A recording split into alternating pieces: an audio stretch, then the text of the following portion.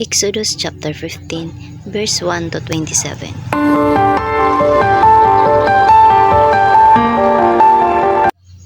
Nang magkagayoy, inawit ni Moises at ng mga anak ni Israel ang awit na ito sa Panginoon at sinalita na sinasabi, "Ako'y aawit sa Panginoon sapagkat siya'y nagtagumpay ng kaluwalhati. Ang kabayo at ang sakay niyaon ay kanyang ibinulusok sa dagat. Ang Panginoon ay ang aking lakas at awit, at siya'y naging aking kaligtasan. Ito'y aking Diyos, at siya'y aking pupurihin, Diyos ng aking Ama, at siya'y aking tatanghalin. Ang Panginoon ay isa'y magdidigma, Panginoon ang kanyang pangalan. Ang mga karo ni Faraon at ang kanyang hukbo ay ibinulusok niya sa dagat, at ang kanyang mga piling kapitan ay ipinaglulubog sa dagat na mapula. Ang mga kalaliman ang tumatabon sa kanila, sila'y lumubog sa mga kalaliman na parang isang bato. Ang iyong kanan, O Panginoon, ay maluwalhati sa kapangyarihan. Ang iyong kanan, O Panginoon, ay lumudurog ng kaaway. At sa kalakhan ng iyong karigalan ay ibinubuwal mo yaong bumabangon laban sa iyo.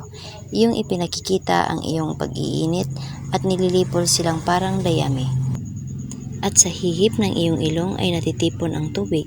Ang mga agos ay nagsilagay na parang isang bunton. Ang mga kalaliman ay namuo sa gitna ng dagat. Sinabi ng kaaway, aking hahabulin, aking aabutan. Magbabahagi ako ng samsam, ang aking nasa ay masisihan sa kanila. Aking bubunutin ang aking tabak, lilipulin sila aking kamay. Ikaw ay nagpahihip ng iyong hangin at tinabunan sila ng dagat. Sila'y lumubog na parang tingga sa makapangyarihang tubig. Sinong gaya mo, O Panginoon, sa mga Diyos? Sinong gaya mo, maluwalhati sa kabanalan, nakasisindak sa pagpuri, na gumagawa ng mga kababalaghan?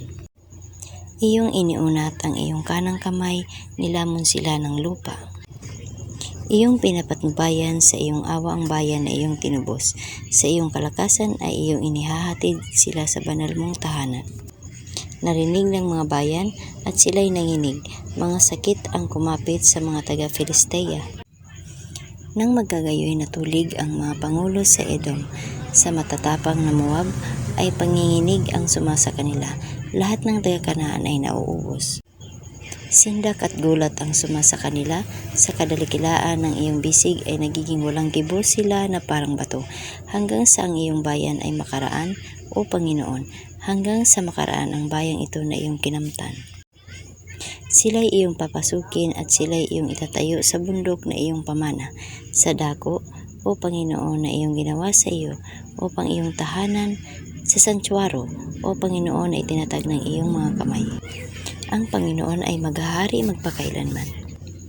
Sapagkat ang mga kabayo ni Faraon ay nagsipasok pati ng kanyang mga karo at pati ng kanyang mga nangangabayo sa dagat, at pinapanumbalik ng Panginoon ang tubig ng dagat sa kanila. Datapwat lumakad ang anak ni Israel sa tuyong lupa sa gitna ng dagat.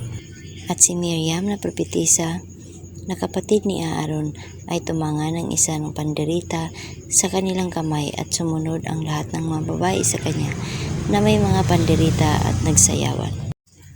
At sila'y sinagot ni Miriam, umawit kayo sa Panginoon sapagkat siya ay nagtagumpay ng kaluwalhati. Ang kabayo at ang sakay niyaon ay ibinulusok niya sa dagat. At pinatnubayan ni Moises ang Israel mula sa dagat na mapula, at sila'y lumabas sa ilang ng Shur, at sila'y lumakad ng 3 araw sa ilang, at hindi nakasumpong ng tubig. At nang sila'y dumating sa Mara ay hindi sila makainom ng tubig sa Mara, sapagkat mapait, kaya't ang pangalang itinawag ay Mara. At inupasala ng bayan ni Moises na sinasabi, anong aming iinumin?